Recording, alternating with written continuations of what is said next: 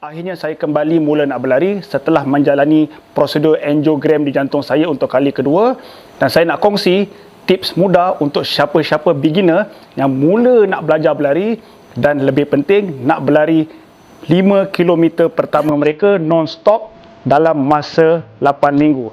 Stay tuned.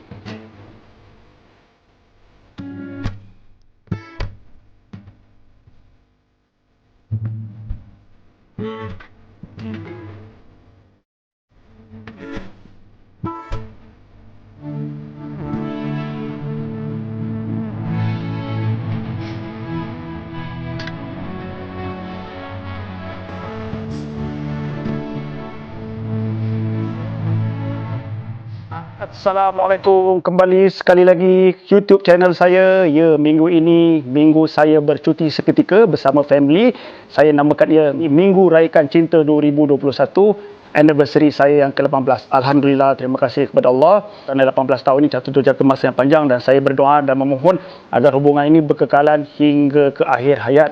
Dan terima kasih atas doa anda. Dan kalau anda dah tonton video-video saya sebelum ini, saya bercuti dekat aja kat Podison je, tak boleh keluar jauh. Yes. Jadi minggu ini adalah minggu ketiga saya menjalani recovery saya, rehab saya setelah menjalani prosedur jantung saya, angiogram kali kedua. Kalau anda tonton video saya sebelum ini, saya sediakan link di bawah ini. Alhamdulillah, minggu ini saya baru plan nak memulakan kembali larian saya, kata jogging lah, secara perlahan-lahan kembali atas nasihat doktor.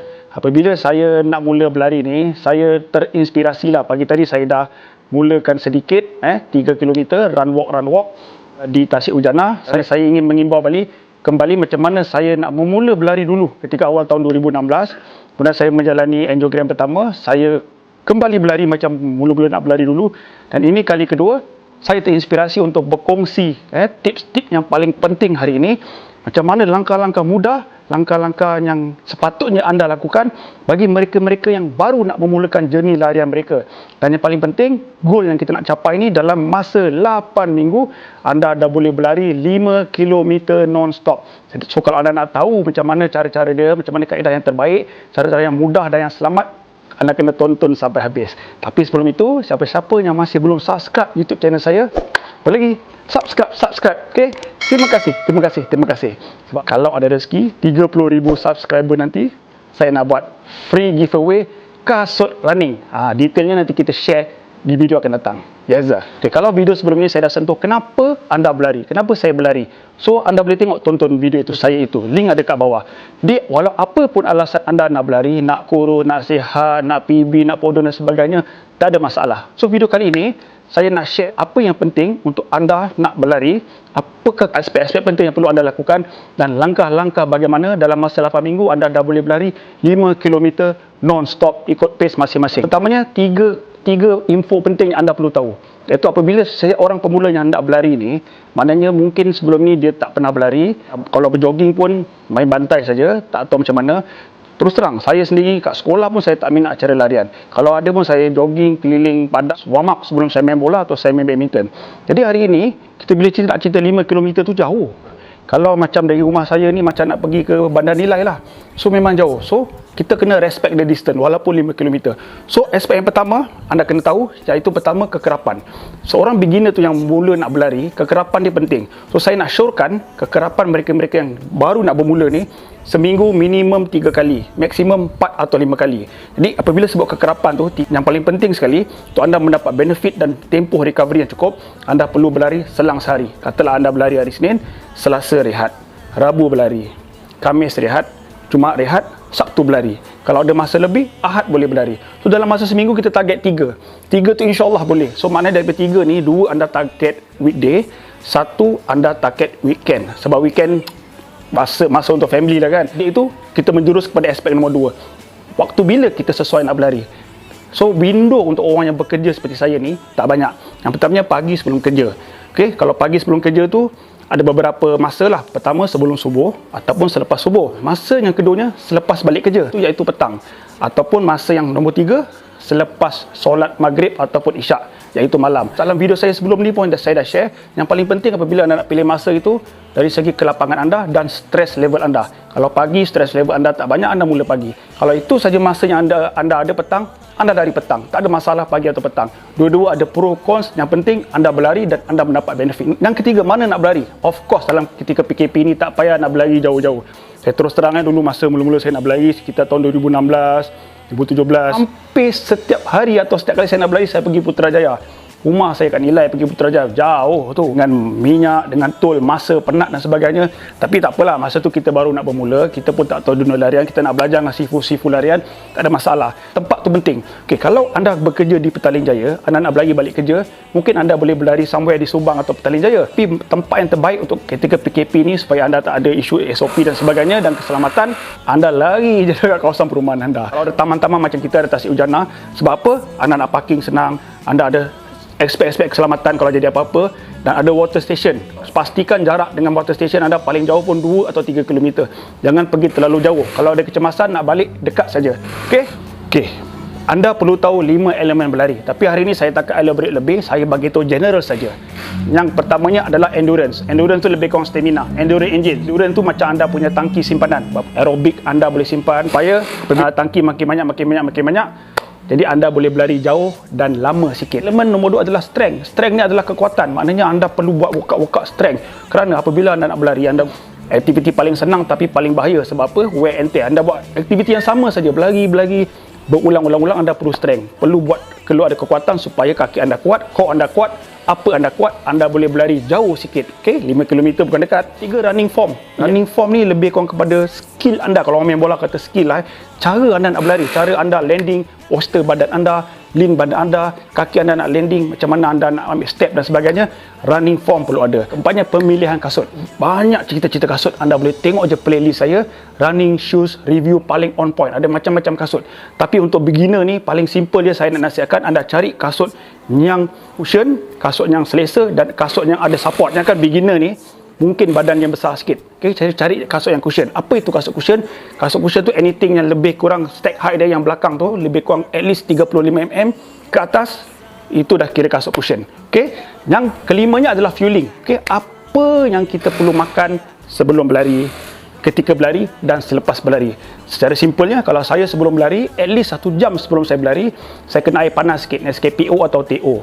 Kemudian ikut anda nak suka apa, tapi janganlah ambil teh tarik ke yang susu-susu tu, condensed milk, tak elok, tak sesuai dengan perut anda nanti, Milo dan sebagainya. Kemudian saya ambil satu slice roti bakar, makan dengan butter jam cukup sejam sebelum berlari. Jangan pula anda nak melantak nasi dan sebagainya. Kalau anda berlari malam dan sebagainya, pastikan at least 4 atau 5 jam sebelum berlari, sebab tengah hari tu anda dah makan nasi. So ketika berlari, kalau 5 km biasanya tak ada makan lah. Kan ni biasanya kalau kita berlari long distance, half marathon ke atas lah, itu pun kita panggil power gel. Yang paling penting, apa yang anda makan tu jangan ubah secara drastik. Makan apa yang anda biasa makan. Dan elakkan berminyak dan pedas. Bila nak berlari ni, jangan risau langsung tentang pace anda. Apa yang perlu anda ukur adalah 2 benda saja, iaitu jarak dan masa, tambah plus heart rate anda.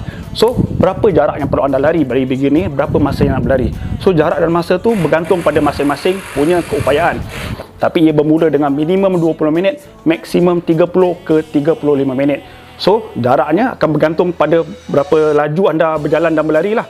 Ada mungkin 3 km, ada 4 km dan ada yang boleh mencapai 5 km. Bergantung pada masing-masing. Aspek seterusnya anda perlu ukur adalah heart rate.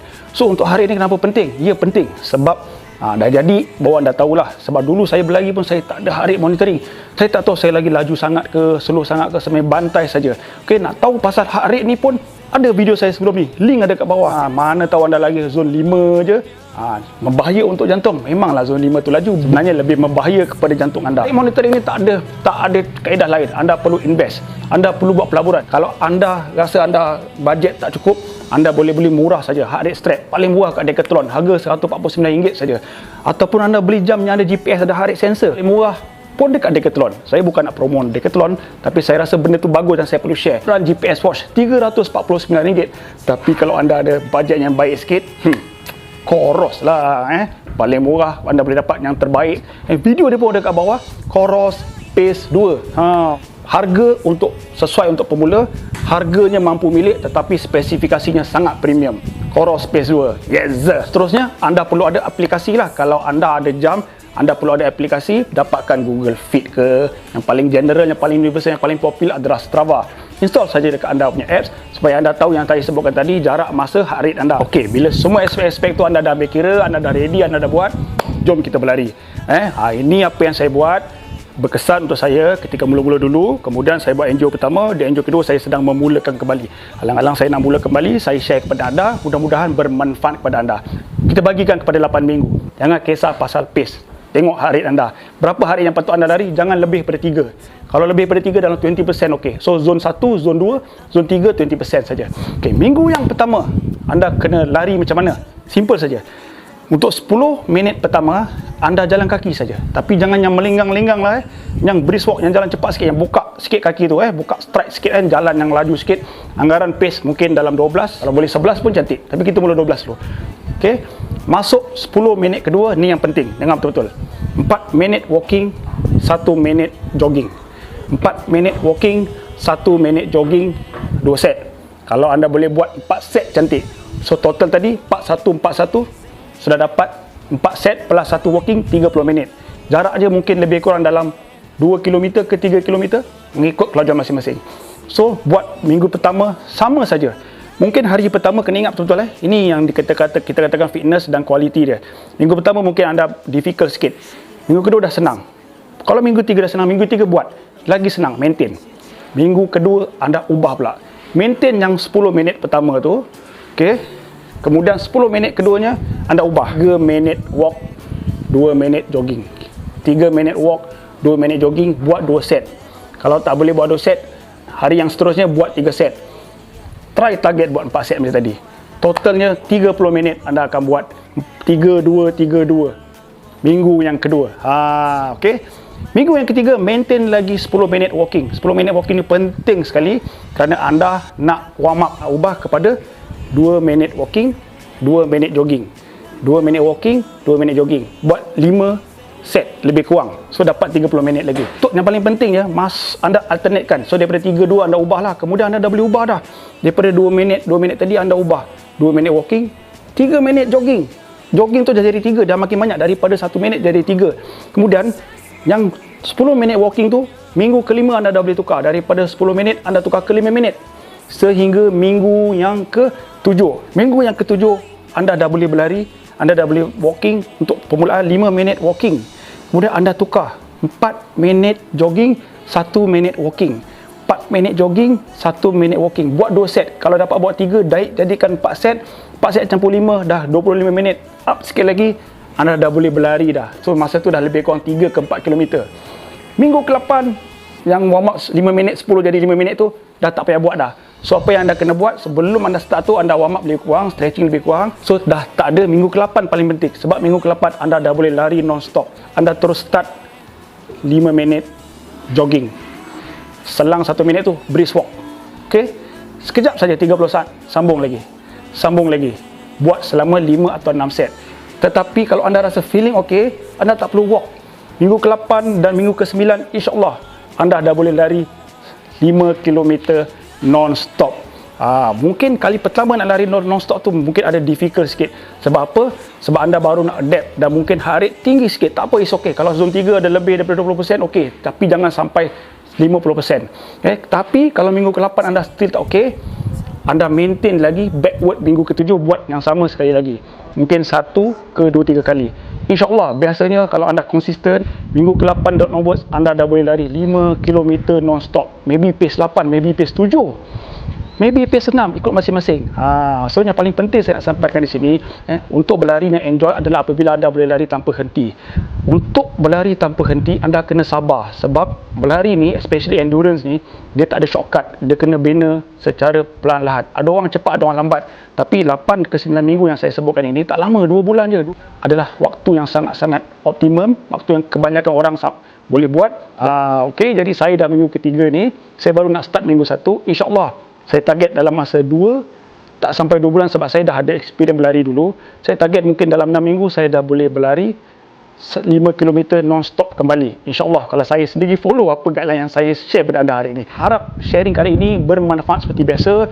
Dan kalau anda suka video ini, anda tekan butang like, tinggalkan komen macam mana anda nak mulakan larian anda juga.